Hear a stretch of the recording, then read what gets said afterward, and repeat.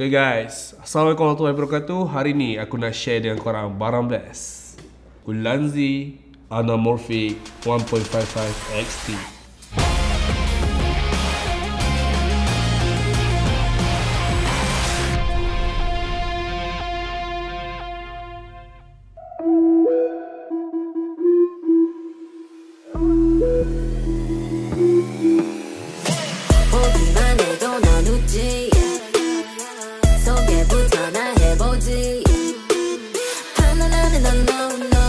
아무것도 모르면서 그래도 원해 more and more 전혀 신경 안 써 오히려 I like it but we so nasty 아무것도 필요 없이 모르면 저기 멀리서 So watch us right 빠짐없이 보여줄게 내가 어떤 나를 믿게 모든 내 것처럼 갖고 놀래 오늘 밤 분위기가 딱 좋아 시간이 멈출 것만 같아 yeah, yeah. 게임은 started 누가 술래야 물어보지 않아 또 잘 알 거야 다른 누구도 날 대신할 수 없어 no 모든 걸 뺏어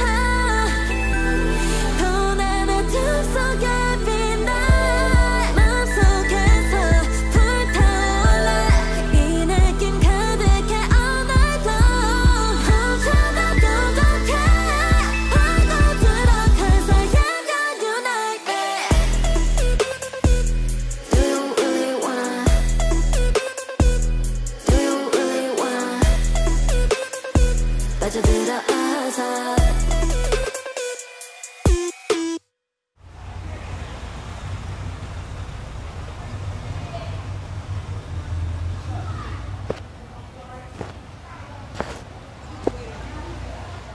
So yang apa yang korang tengok tadi adalah hasil daripada rakaman menggunakan iPhone 13 Pro Max dan juga Ulanzi Anamorphic Lens 1.55 XT. Okay, sebelum kita gerak untuk cerita lebih panjang pasal review barang ni, saya ada precaution. Aku ada beberapa precaution yang korang perlu take care sebelum shoot menggunakan lens anamorphic Ulanzi ni bersama iPhone. Pertama, korang kena guna stabilizer atau gimbal. Please, jangan guna stabilizer internal yang ada dalam iPhone ni. Sebab bila aku pasang dengan Ulanzi ni, bila aku tergerak sikit je, padahal aku dah cuba sambil bayar jalan itik lah, kangkang untuk pastikan body aku stable, aku letak siku dekat perut. Tapi bila terhentak sikit je, dia menyebabkan efek wobble atau bergegar yang pelik dekat aku punya image. So caranya adalah korang guna gimbal, apa-apa gimbal, contohnya macam Hohem ataupun boleh Smooth Q ke yang boleh support iPhone 13 Pro Max ni. Dan aku gunakan apps Filmic Pro Wow untuk shoot kali ni. Dan dalam apps tu ada function untuk offkan stabilizer yang ada dalam iPhone ni. So bila korang dah guna gimbal, offkan dulu internal stabilizer dalam phone ni menggunakan Filmic Pro apps, dan barulah korang on gimbal korang dan shoot macam biasa. Okay, lepas tu iPhone ni dia punya low light memang sampah. So pastikan korang shoot dekat tempat yang very well lit dan banyak lighting. Shoot waktu siang lagi digalakkan.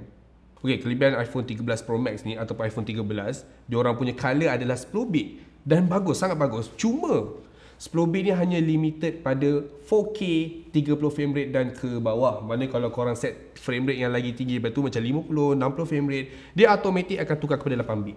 So bila dah tukar 8 bit ni, color dia quiet, teruk for my personal use. Saya rasa memang sangat teruk. So apa solution untuk case macam ni? Kalau korang nak buat slow motion punya effect, kena guna 60 frame rate, betul tak?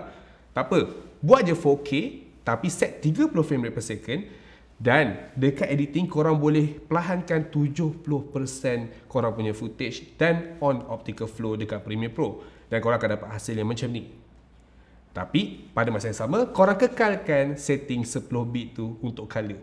Okey, apa kelebihan 10 bit kepada 8 bit ni? Okey, kalau korang buat skin tone punya color, macam korang boleh tengok kat tutorial saya yang ni, bila 8 bit, dia punya pixelate ataupun dia punya distinction antara warna tu sangat jelas. Dia sangat berpixel dan benda tu menyebabkan tak smooth gradient dia untuk kita color. Bila korang push saturation kau-kau, dia akan menghasilkan color pixelate yang sangat tak cantik. Tapi 10 bit pula dia lebih smooth, jauh lebih smooth. Betapa banyaknya beza color yang terkandung detail dia dalam 10 bit dengan 8 bit. So pastikan kalau boleh korang shoot 10 bit, gunalah 10 bit. Tapi kalau korang terpaksa juga nak buat slow motion yang jauh lebih slow, korang terpaksalah korbankan 10 bit tu dan beralih kepada 8 bit. Macam saya cakap, saya guna apps Filmic Pro dalam projek ni. Kenapa saya guna Filmic Pro? Sebab dia ada function untuk discretekan anamorphic punya footage untuk 1.55 times. So saya boleh nampak hasil akhir terus macam mana footage anamorphic tu akan terhasil. Bukannya saya bermain teka-teki dengan bila rakam tanpa menggunakan apps tu, saya akan nampak footage tu macam penyek kan. So bila penyek tu kita tak tahu nak budget kita punya size macam mana, kita punya space untuk shoot macam mana, frame kita akhir nanti macam mana. Dia quite susah untuk diimajinasikan. Dan korang kena manually editing dekat Premiere ke atau apa-apa software korang untuk tarik balik, di-squeeze balik benda tu untuk jadi size yang betul. Tapi menggunakan apps Filmic Pro ni tak perlu susah-susah. Dalam apps tu dia terus di-squeeze-kan dan hasilnya akan keluar seperti mana yang korang nampak dalam apps tu. Dan apps ni berharga RM57 ke RM59, sorry, RM59 dekat iOS. Siapa yang guna Android harganya RM66. Dia mahal sikit. Dan dalam apps tu ada lagi upgrade version iaitu Cinematography Kit. Kena tambah lagi RM57.90. Saya beli Cinematography Kit tu sebab saya nak function dia untuk dapatkan satu color profile lock V2 dan juga lock V3. So lock V2 ni senang cerita untuk function 8 bit. Kalau korang switch ke 10 bit, dia automatic jadi lock V3, which korang boleh dapat lebih banyak ruang dari segi highlight dan juga shadow punya detail untuk korang color lebih bebas dekat editing nanti. Dan jangan risau, harga ni semua RM57 tadi, RM59 tadi adalah sekali bayar, bukannya bayar tahunan ataupun bulanan. Dia sekali bayar, korang dapat terus. Dan kelebihan menggunakan apps Filmic Pro ni, korang punya codec iPhone yang korang rakam tu boleh straight masuk dalam editing dan edit macam biasa tanpa perlu tukar apa-apa color space. Berbanding kalau korang rakam iPhone, dalam iPhone sendiri, kamera iPhone sendiri, bila masuk dalam Premiere Pro ke, masuk dalam DaVinci Resolve ke, korang kena ubah sikit color space korang gunakan HLG sebab iPhone menggunakan HLG punya color space. Dan kalau korang tengok lagi detail pasal macam mana nak setting color space dekat software editing korang boleh tengok video ni. Tapi kalau korang install Filmic Pro apps ni, korang tak perlu nak buat color space punya setting tu. Dia automatic terus by default, korang boleh masuk kat software editing korang, edit terus macam biasa. Lepas tu saya ada masalah dengan phone ni bila kita nak shoot low angle. Bila nak shoot low angle tu, saya tak nampak screen tau atau monitor. Nak kena tunduk macam tu bapak susah. So kepada sesiapa yang nak shoot low angle, nak mudah kan, korang boleh guna smartwatch ataupun Apple Watch untuk korang alihkan screen korang dekat jam tu. So sambil sambil korang buat low angle tu, korang boleh tengok hasil terakhir dia dekat smartwatch korang. Tapi saya tak ada smartwatch atau Apple Watch lagi. So insyaAllah saya akan dapatkan nanti. Dan kalau korang nak tengok macam mana nak setting smartwatch punya preview, korang boleh tengok video Mak Saleh ni. Saya tengok daripada video luar negara. Okay, tanpa masa, jom kita review kita punya Ulanzi Anamorphic 1.55 XT ni. Okay, korang boleh dapatkan dia dengan harga RM180. Link semua barang-barang yang saya beli ni ada dekat bahagian description. So korang boleh tekan terus dekat description tu untuk terus pembelian. Okay, dengan 180 korang akan dapat anamorphic punya lens dengan cover dia getah, which bagus untuk protection lens kita. Lepas tu korang akan dapat clip untuk korang clip dekat phone korang. Tapi saya tak sarankan korang guna clip ni. Saya akan beritahu kenapa. Dan satu lagi adalah mount untuk letak lens korang dengan kita screw up dekat kita punya phone. Dan lepas tu korang dapat satu casing untuk letak ke semua barang ni lah. Dan korang akan dapat sebatang Allen key untuk mengetatkan adapter 52mm kita dekat kita punya kamera anamorphic.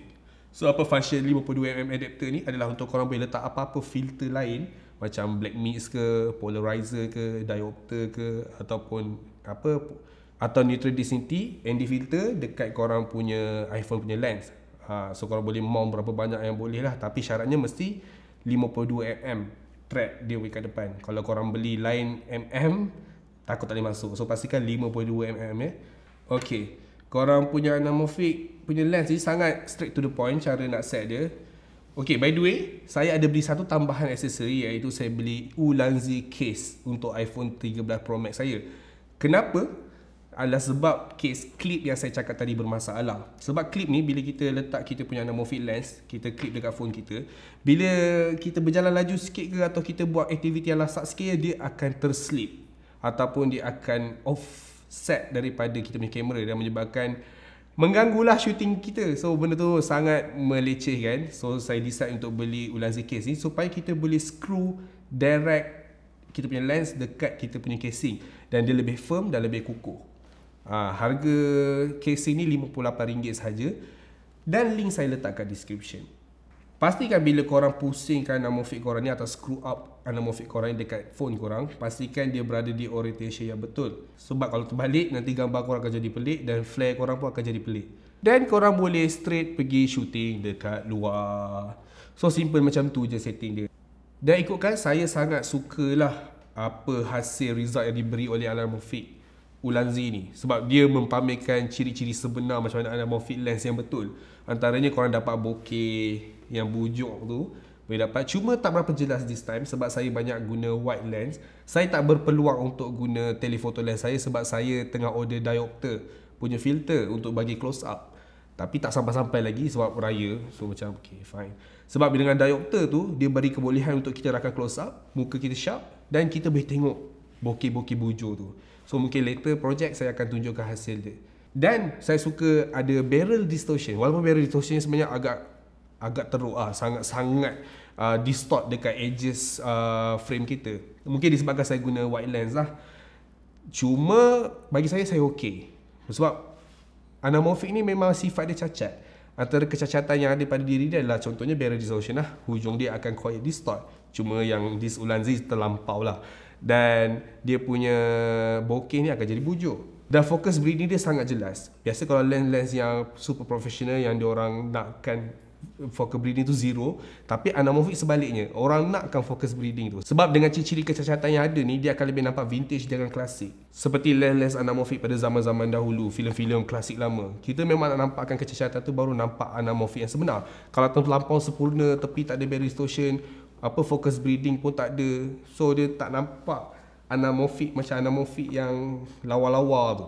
Dia akan nampak macam terlampau sempurna. Anamorphic perlu ada cacat sikit baru cantik. Dan Ulanzi memberikan kelebihan seperti itu. Cuma nak kata by far terlalu sempurna, tak.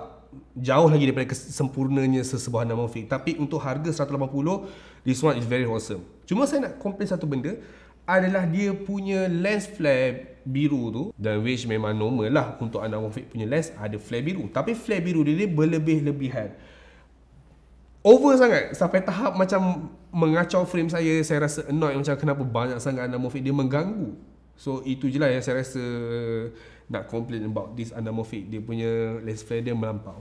Dan saya teringin nak menjalankan banyak projek lagi dengan gunakan lens ni. Saya tak sabar sebab saya dah order beberapa things filter kat depan ni untuk menambah baik image saya.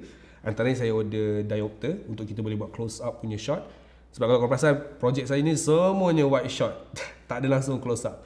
Lepas tu saya beli filter blackness. Sebab iPhone dia punya gambar atau video sangat sharp. Saya tak suka. Saya nak nampak lebih pada vintage dengan klasik. Untuk nampak lebih soft image saya, tak nampak terlampau digital. So saya beli blackness untuk softkan benda tu, blackness 1/4. Dan saya juga beli polarizer untuk buang mana-mana reflection yang tak sepatutnya ada dekat awan, dekat baju, untuk pop upkan lagi warna-warna mereka. So kita tengok next project saya gunakan semua filter-filter ni bersama anamorphic Ulanzi 1455 XT. Memang power. Terima kasih kerana menonton. Jumpa lagi di next vlog saya. Assalamualaikum. Teruskan subscribe.